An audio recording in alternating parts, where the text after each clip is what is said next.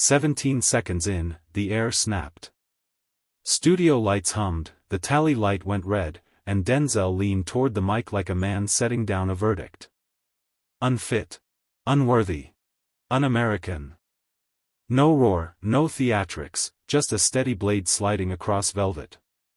Trump, standing beside the desk in a cobalt suit, flashed a grin that didn't reach his eyes. Cute line, Denzel. Did your agent write it? Laughter bubbled from a few pockets in the crowd and died fast, like they realized the room had shifted without asking their permission. Denzel didn't blink. Agents sell scenes. I'm talking about a seat that belongs to the people who fight, pay, and pray for this flag. You used it like a spotlight. The host sat caught between them, smile plastered, papers trembling in his hands. A floor manager windmilled from off-camera, "Rap, lighten up, move on." Nobody moved. Trump stepped closer, finger slicing the air. You play heroes for a living. I make history. Denzel's gaze slid to the camera. History remembers everything. The kids in cages. The hush money headlines. The tweets that set fires you never stayed to put out. A low "oh" rippled through the audience. The bandleader stared at his keyboard like it could save him. Trump's jaw ticked. You actors think morals are a costume you can borrow. Denzel sat forward, elbows on the desk, voice a notch lower. Morals are what you do when the room isn't clapping. He tapped the tabletop once. That office isn't a trophy case, it's a trust. The host tried a lifeline. Let's, keep this focused on Denzel's new film. Trump barreled over him. America was stronger under me, and you know it. Denzel didn't raise his volume. He raised the stakes. Strength isn't bullying the weak and calling it leadership. It's telling the truth when the lie is cheaper. Someone in the balcony stood and clapped once before security's stare welded him back into his seat. The red light on camera 2 burned brighter. Denzel turned to Trump with the calm of a surgeon. You want to debate outcomes? Good. Let's start with the receipts, tonight. The countdown to commercial began in the control room. No one dared cut. Trump's face hardened into that trademark smirk, but the edges trembled. He leaned one hand on the desk, looming over Denzel. Receipts? The only receipt I see is America paying for Hollywood elites to lecture them. A couple of nervous chuckles slipped from the audience, but the silence afterward was heavier than the laugh itself. Denzel's hand slid across the desk, slow, deliberate, landing on a folder the cameras hadn't noticed before. He opened it without flourish. Receipts, he repeated, tapping the first page. Numbers. Policies. Damage. His voice never rose, but it carried like thunder that refuses to announce itself. Trump barked a laugh. You're quoting the fake news. Denzel didn't look at him. He looked dead into camera 1. I'm quoting veterans who lost benefits while you bragged about parades. I'm quoting families who lost homes while you tweeted stock market highs like it was a scoreboard. He paused, eyes narrowing. I'm quoting your record. The crowd stirred, half in shock, half in anticipation. The host opened his mouth, but no sound came. Trump slammed the desk with his palm, the microphones catching the sharp crack. This is slander, he shouted, the volume echoing past the studio walls. Denzel didn't flinch. He leaned closer, calm etched into every muscle. It's not slander if it's true. The words landed heavy, like a gavel dropped without ceremony. The audience gasped as though the air had been punched from the room. Trump jabbed a finger at him. You don't belong in politics. You don't belong in this conversation. Denzel's eyes locked on him, unblinking. I belong anywhere truth is at risk. He shifted his gaze back to the camera, as if addressing the millions watching rather than the man in front of him. And the truth is simple, a man unfit, unworthy, and un-American has no business sitting behind that desk in the Oval Office. The red light blinked brighter. Producers whispered furiously in headsets. The host looked like he wanted to melt through the chair. The crowd sat on the edge of eruption. And Trump, jaw tight, fists clenched, leaned closer, whispering into the mic with venom dripping from every syllable. "You'll regret this." Denzel smiled, but it wasn't amusement. It was recognition. "No," he said quietly. "You will." The studio froze. And America leaned closer to its screens. The silence after Denzel's words was suffocating, like the oxygen had been pulled out of the studio. Even the cameras seemed to lean forward, zooming closer on faces that told the story more loudly than words ever could. Trump's knuckles whitened as he gripped the edge of the desk, his jaw pulsing like a ticking clock. He opened his mouth to fire back, but Denzel moved first. "Let me remind you," Denzel said, his tone calm but edged with steel, "this is not a Hollywood script. This is America's reality. You mocked soldiers who bled for this country. You pardoned cronies while families buried loved ones in silence. You built towers out of ego while people slept in cars under bridges. And you dare look at me and call this slander?"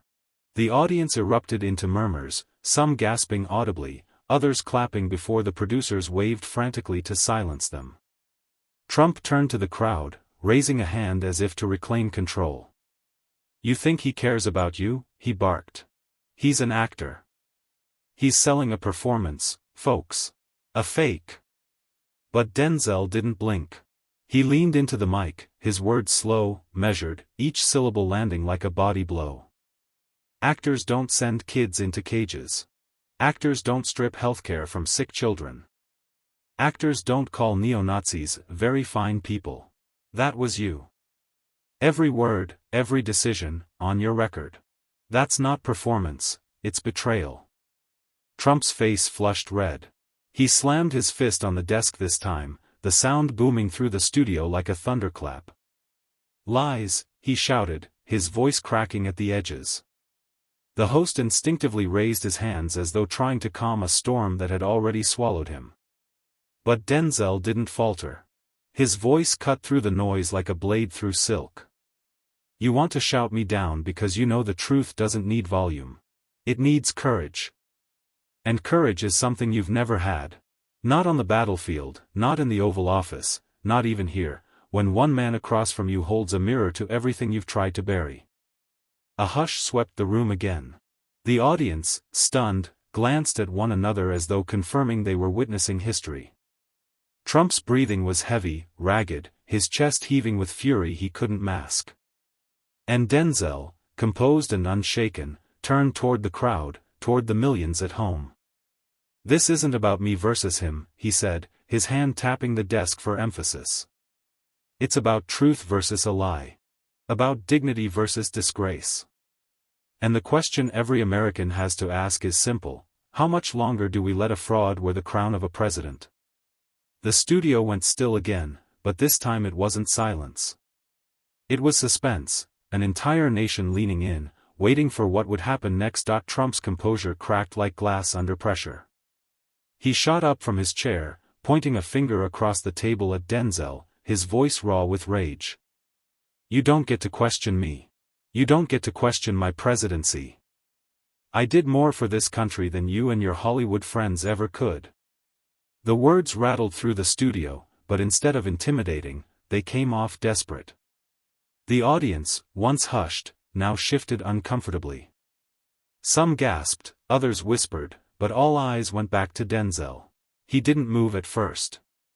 He let Trump's rant echo through the studio until the weight of it collapsed under its own hollowness. Then Denzel leaned forward, slow, deliberate, like a man who understood timing better than anyone alive. His hand pressed against the table, steady as steel. "Mr. Trump," he said, voice low but cutting through the noise, "I don't need Hollywood to see the truth. The truth is written in your bankruptcies, in your indictments, in the graves of people you ignored when a pandemic swept this nation. You call yourself a leader? A leader doesn't hide behind lies. A leader doesn't silence critics. A leader doesn't sell out his country for applause." The crowd exploded into applause before producers could mute their mics. Trump, red-faced and trembling, slammed his fist again, the sound echoing like a gavel, but it was already too late. Denzel had control. You bragged about building walls, Denzel continued, his tone rising now, each word a hammer strike. But the only wall you built was between the truth and the people. You said America first, but every move was Trump first. You treated the presidency like a reality show, except here's the truth, this isn't your set, and we aren't your audience. This is a nation, and you failed it. Trump tried to speak, but his words sputtered, tangled in the roar of the crowd. Cameras zoomed in on his face, every bead of sweat, every twitch, every failed attempt to mask the panic. Denzel, calm but burning with righteous fury, didn't look away. You can shout, fake news, you can scream, witch hunt, but you can't rewrite history, he said, leaning closer, his voice now almost a whisper but heard by everyone. And history will remember you not as a patriot, but as the man who mistook power for performance, and lost. The studio froze. The tension was electric, the kind of silence that isn't absence but anticipation. Every eye was on Trump, waiting for his next move. Trump's face twisted, his jaw tight, his fist still pressed hard against the desk. The cameras caught him seething, muttering under his breath before raising his voice to cut through the air. You think you're some kind of savior? You think standing there, running your mouth, makes you smarter than me? I was President of the United States. I had the codes. I had the power. And you? You're an actor playing make-believe. The studio erupted, not in applause, but in gasps and laughter. The audience wasn't buying the fury anymore. His words, once sharp, sounded hollow in comparison to Denzel's unflinching presence. Denzel didn't flinch. He sat back for a beat, his eyes narrowing, his silence louder than any outburst. Then, with a measured tone that pierced straight through the chaos, he said, "You had the codes, Mr. Trump. But power without responsibility isn't leadership, it's recklessness. You wore the title of president like it was a costume, and the people paid the price for your performance. Don't confuse acting with pretending. Because while I act on a stage, you pretended in the Oval Office." The words landed like a hammer strike, each syllable tightening the noose around Trump's bluster. The crowd's energy surged. Some stood, clapping, others whispered in disbelief, but the tide had turned entirely. Trump slammed his fist again, louder this time, the sound echoing through the studio like a desperate cry for control. But his voice cracked as he barked, "You don't get to say that. You don't get to judge me." Denzel leaned forward, eyes locked, tone sharper now. "I don't have to judge you. The American people already did. Every courtroom you walked into, every headline that exposed your lies, those were your verdicts. And here, in front of millions, you've just written the last chapter yourself." The studio lights burned hotter. Trump wiped his forehead with a trembling hand, his breathing heavy, his chest rising and falling like a man drowning in the very stage he thought he owned. And Denzel? He didn't even raise his voice.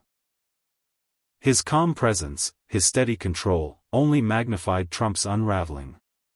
For the first time, it wasn't Denzel on trial, it was Trump. And everyone knew it. The moderator, trying to salvage control, leaned toward the mic. "Gentlemen, let's keep this civil," but the words died the second Trump cut in, voice rising, veins in his neck straining. "Civil? He's calling me reckless, a liar, a fraud. This is an ambush. You're all in on it." The audience booed, not at Denzel, but at Trump.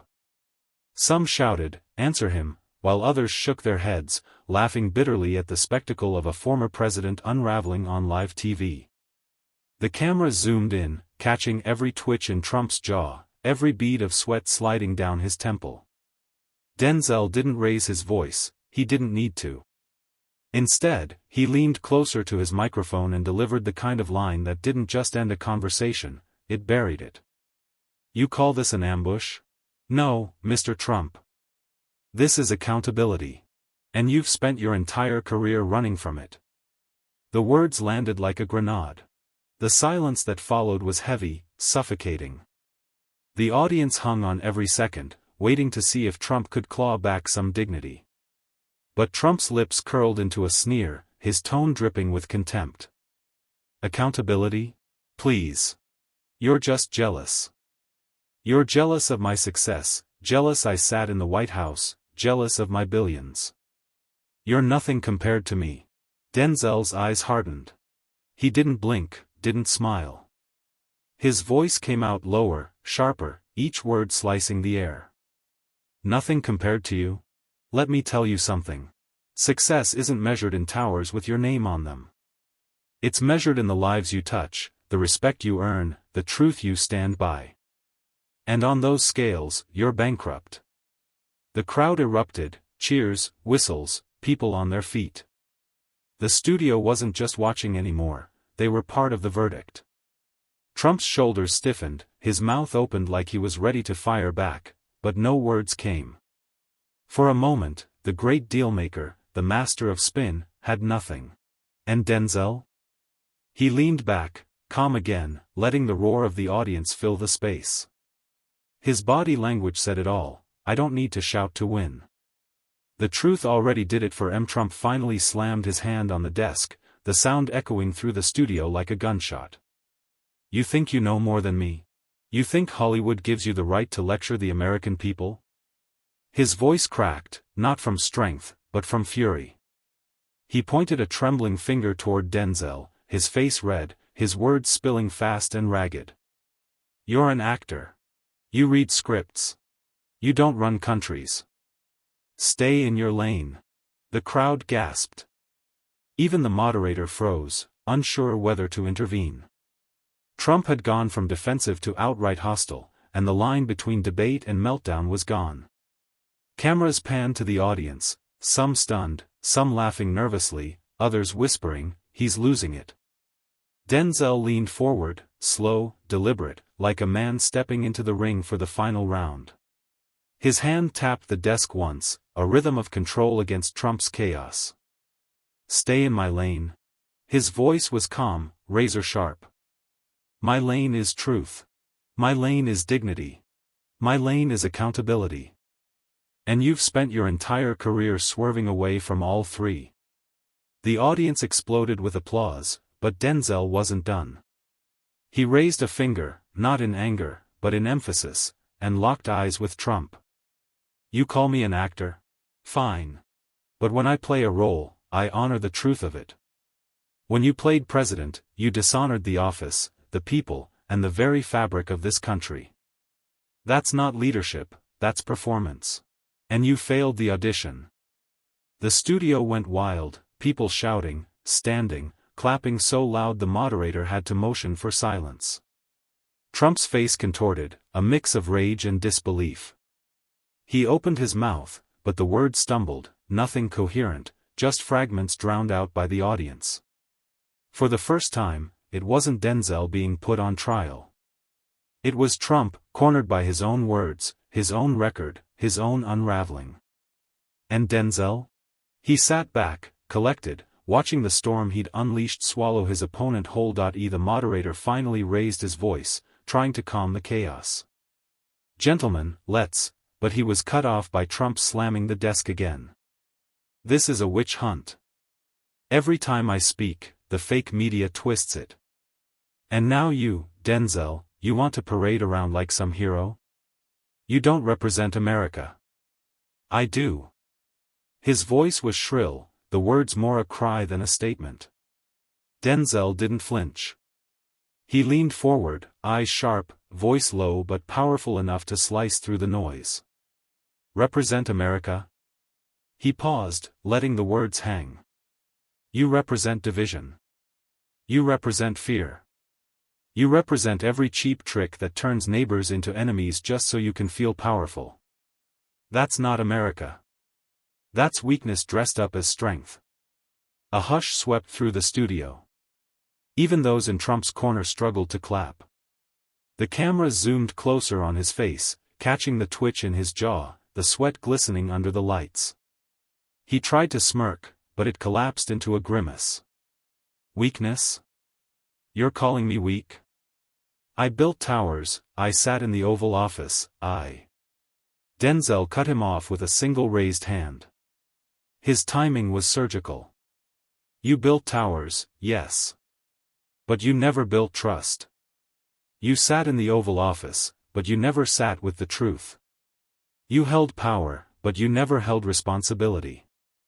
And that, he said, leaning closer, his words striking like a hammer, is why history will remember you not as a leader, but as a cautionary tale. The audience erupted. Some shouted, "Amen," others clapped so hard their hands stung. A few gasped as if they'd just seen a knockout punch land. Trump sat back, visibly rattled, his breathing heavy, his mouth opening and closing like a man searching for oxygen in a room that no longer gave him any. The camera cut to Denzel. He didn't smile, didn't gloat. His stillness was louder than Trump's fury. He wasn't playing for applause, he was delivering judgment, and the whole country was watching it unfold live. The moderator tried again, his voice trembling now. "Mr. Trump, please, let's move forward." But Trump's composure had already cracked. He leaned into the mic, red-faced, words spilling faster than thought. "This man, this actor, thinks he can preach to me? He's just Hollywood. He's never had to make the tough calls, never had to face the kind of pressure I've faced."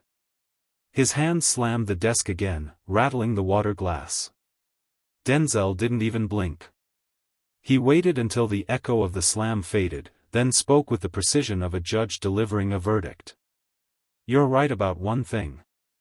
I've never had to make your kind of decisions. Because I never lied to millions to protect my ego. I never mocked veterans. I never shrugged at a pandemic. I never told people who were already hurting that their pain didn't matter." Gasps erupted again. The audience leaned forward, as if pulled by gravity toward his words. Trump shifted in his chair, his bravado unraveling into visible unease. Still, he forced out a laugh, brittle and hollow. "Fake news. All of it. Lies cooked up by the media." Denzel shook his head slowly, his gaze fixed, unwavering. "No, Mr. Trump. These aren't lies. They're receipts. Every insult, every scandal, every reckless move, it's on tape, in headlines, in the voices of Americans who lived through it. You can deny the truth all you want, but you can't erase it. Not tonight. Not ever." The crowd roared. Some chanted his name. The tension was electric, almost unbearable, the kind of energy that could only come when the truth hit a nerve too deep to ignore. Trump gripped the desk like a man bracing against a storm, his eyes darting toward the cameras, searching for a way out. But there was none. And Denzel, calm as steel, leaned back in his chair. He didn't need to raise his voice anymore. The room was already his. The cameras stayed locked on Trump's face, but the story had already shifted. Across America, people weren't watching a politician in control, they were watching a man cornered by truth. His jaw tightened, his hands clenched, and for the first time all night, he didn't interrupt. He couldn't. Denzel leaned forward one last time, his voice quiet but cutting through the studio like a blade. "Mr. Trump, you call yourself a leader. But real leadership isn't about power, applause, or fear. It's about truth. And the truth is simple, you weren't fit then, you aren't fit now, and history will never remember you as anything but a man who mistook cruelty for strength." The room froze. The moderator lowered his head, the crew stopped breathing, and even the cameras seemed to hum louder in the silence. Trump opened his mouth, but no words came. He glanced at the audience, searching for support, but the faces staring back weren't buying it anymore. Then the eruption came, not from Trump, but from the crowd. Cheers, clapping, shouts of "say it again," thundered through the studio. Some even stood to their feet, a standing ovation not for a performance, but for a conviction finally spoken aloud. Trump sat back, his complexion pale under the harsh lights. For once, the master of spectacle had no script left, no line rehearsed, no insult strong enough to undo what had just happened. And Denzel? He simply sat back in his chair, folded his hands, and let the storm play out. He didn't gloat, he didn't smile. He let the truth hang heavy in the air, undeniable and final. By the time the cameras faded to black, America knew this wasn't just another clash on live TV. It was the night a Hollywood icon reminded a former president, and an entire nation, that truth doesn't bow to power. It exposes it. Tonight wasn't about politics or entertainment. It was about truth. And truth doesn't need permission, it doesn't need applause. It just needs to be spoken, even when it hurts. Power may try to bury it, but truth always outlives the lie.